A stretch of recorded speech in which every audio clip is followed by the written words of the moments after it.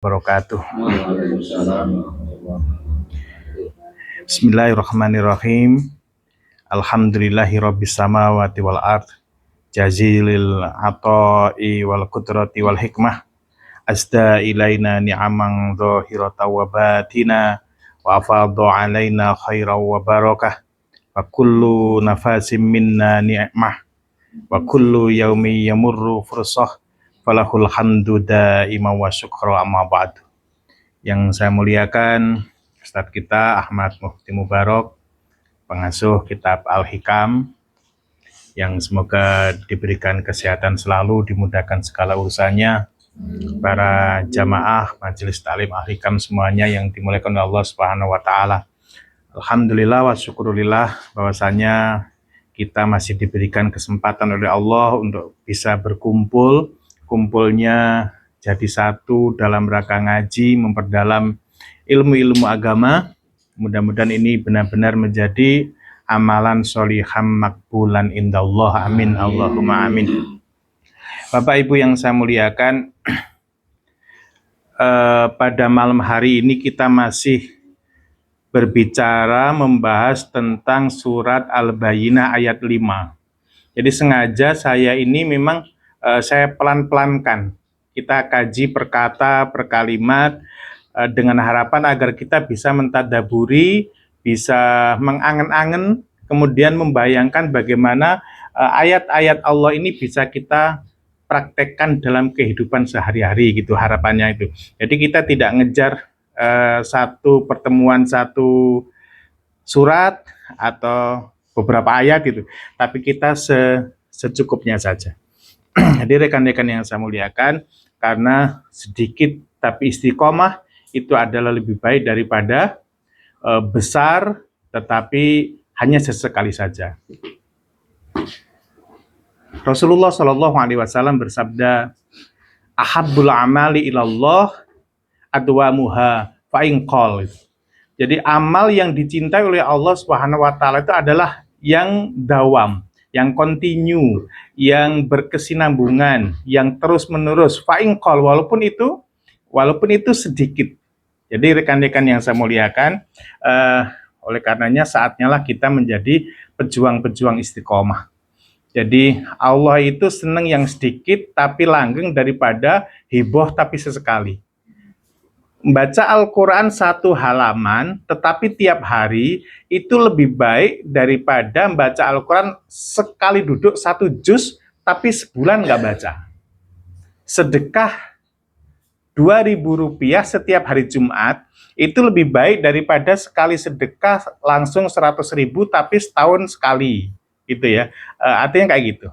Bahkan insya Allah ketika kita bisa sholat malam hanya 1 rakaat saja, misalnya witir 1 rakaat, tapi tiap malam kita laksanakan, itu lebih baik daripada kita sholat sepanjang malam tapi hanya sekali dalam setahun, sekali dalam 3 bulan, dan sebagainya.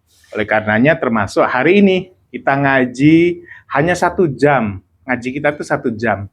Seminggu sekali, itu lebih baik daripada berjam-jam tapi hanya sesekali saja. Jadi ini menguatkan kita harusnya bahwa kita memang harus istiqomah.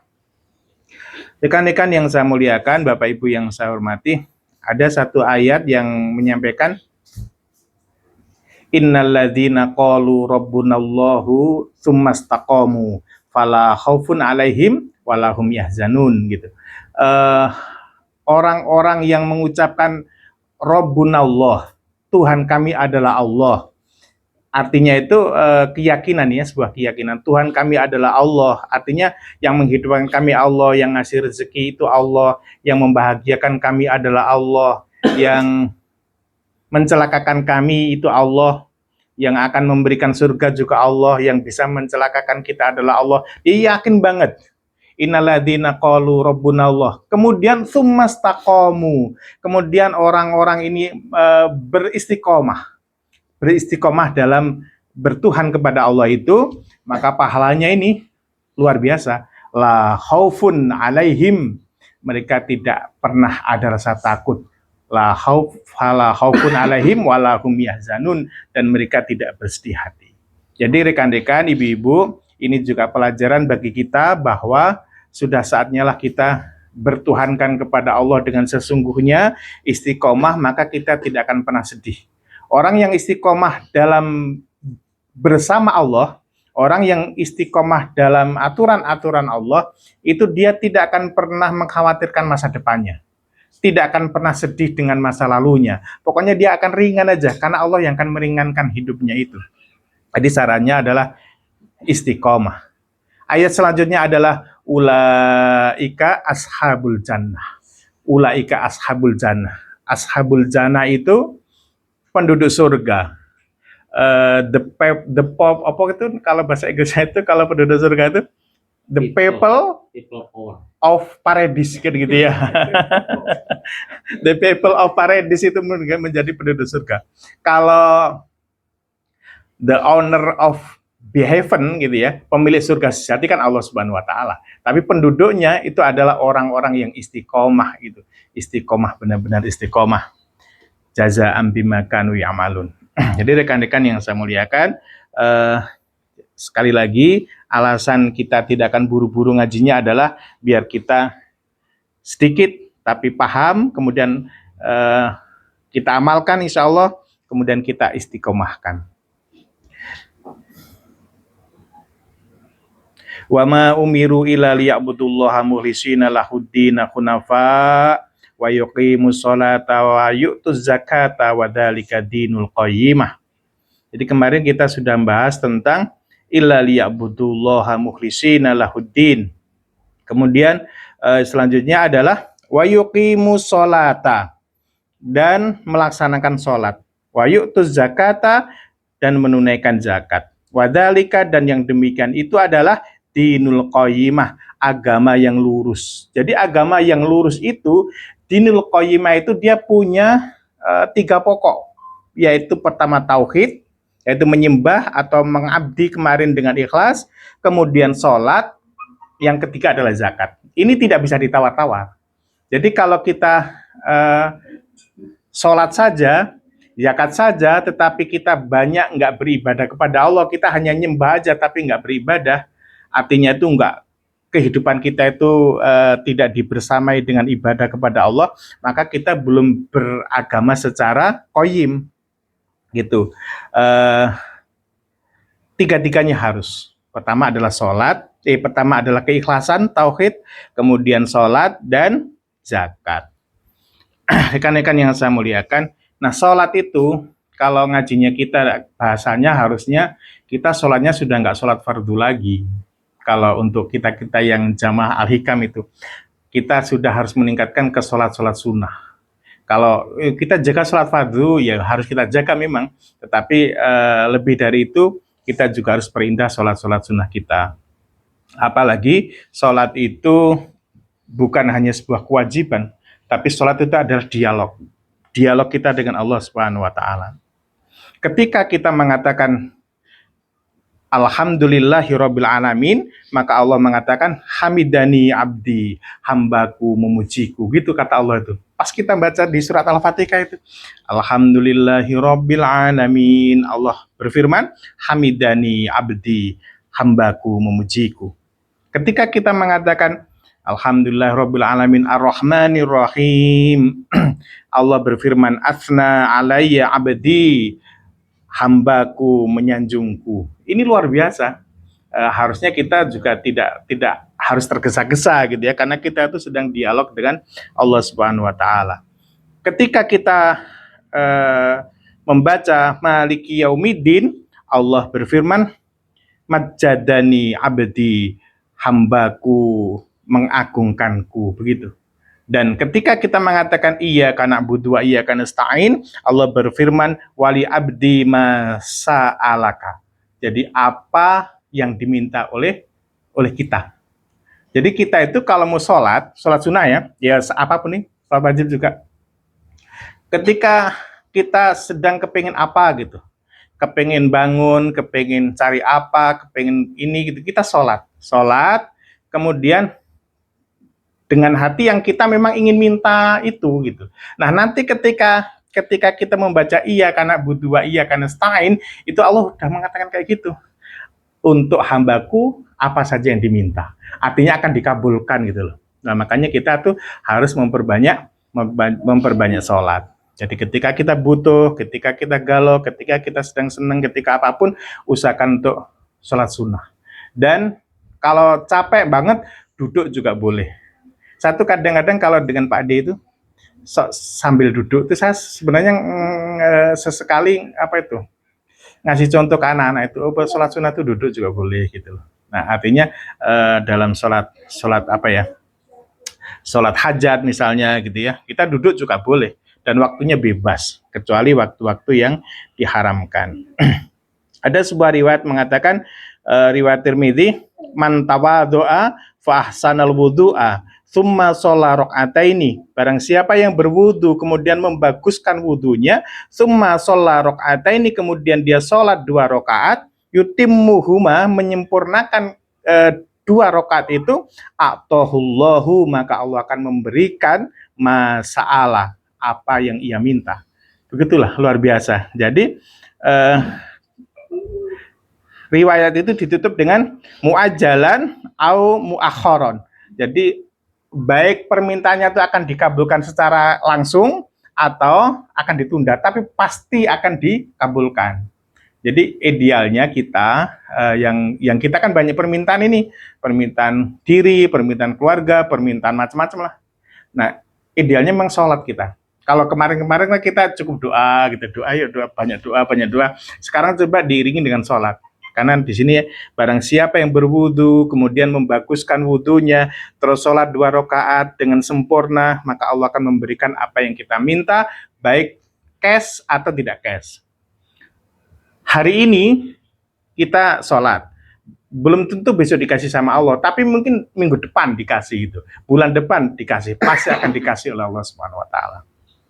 Dalam riwayat lain disebutkan, mangkanat salahu ilallahi hajjah, barang siapa yang memiliki hajat kepada Allah, memiliki permintaan kepada Allah, au ila ahadim bani adama, atau ingin sesuatu kepada salah satu Bani Adam, kepada sesama manusia, fal yatawaddo, maka berwudulah, fal yuhsinil wudu'a, perbaiki wudunya, summa liyusolli rakaataini, kemudian sholat 2 rakaat, summa liyusni alallah, kemudian memuji Allah. Ini urutannya, wal yusolli ala Nabi Sallallahu Alaihi Wasallam, kemudian bersolat kepada Rasulullah Sallallahu Alaihi Wasallam, tsumma liyaqul, kemudian dia baru memohon apa yang ia minta. Nah, jadi dari ini, walaupun ini konteksnya di ayat ini adalah sholat fardu ya, tetapi kita tingkatkan, kita tidak hanya mengedepankan sholat fardu, tetapi kita sholat sunnah, terutama adalah sholat hajat. Dulu saya pernah dianukan di saya itu sedang di Magelang, kemudian waktu itu ada pengajian besar tapi di gedung. Jadi pengajiannya itu eksklusif eksekutif itu ya, orang-orang tertentu gitu. Nah, saya masuk itu sama istri itu di Magelang itu. Nah, salah satu temanya memang harus sholat aja, pokoknya buta apapun sholat. Jadi sholat hajat itu nggak terhitung gitu loh. Sholat hajat itu nggak terhitung. Misalnya ini saya mau nyulatin anakku yang pertama, ini saya mau nyulatin anakku yang kedua, misalnya gitu. Saya mau dagang ini, saya mau nyicil ini, saya mau target itu, tapi sholat terus 2 rakaat itu.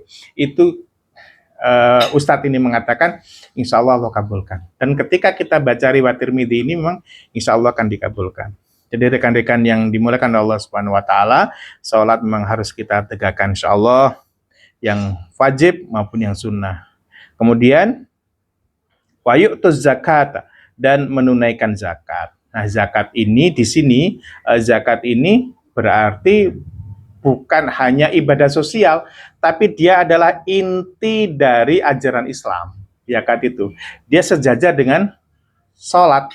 Orang yang sudah diberi harta oleh Allah yang cukup nisab kemudian tidak zakat, berarti orang ini adalah sama dengan dia meninggalkan sholat, kedudukannya itu.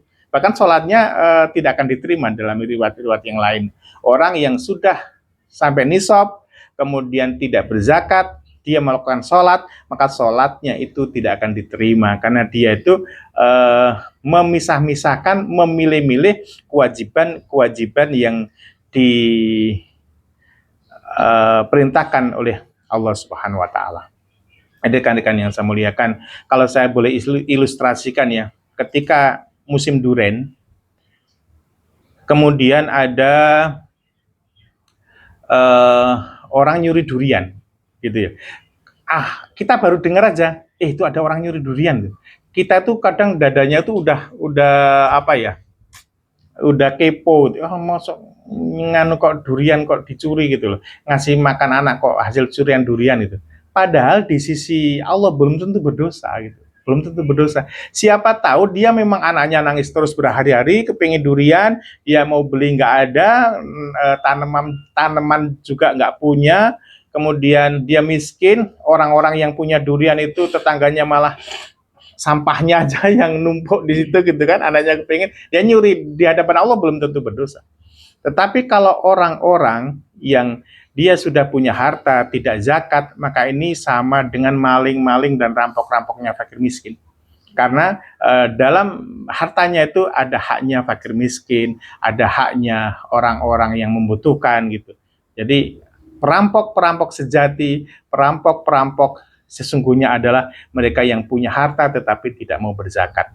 Nah, di sini dijelaskan dalam surat Al-Bayyinah ayat 5 ada 3 pokoknya dalam agama yang qayyimah itu, wadzalika dinul qayyimah, yaitu tauhid, tentang mengikhlaskan diri kita beribadah kepada Allah, menyembah kepada Allah. Yang kedua adalah melaksanakan sholat, dan yang ketiga adalah zakat.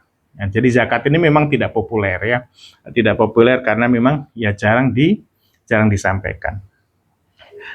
Demikian kajian kita, alhamdulillah selesai sampai ayat ke-5. Besok insya Allah ayat ke-6 dan seterusnya. Kita kembali tata hati kita untuk berselancar mengarungi samudra al-hikmah, yaitu hikam Ibnu Athaillah yang akan disampaikan oleh Ustadz Ahmad Mufti Mubarok. Kepadanya dipersilakan. Terima kasih. Wassalamualaikum warahmatullahi wabarakatuh.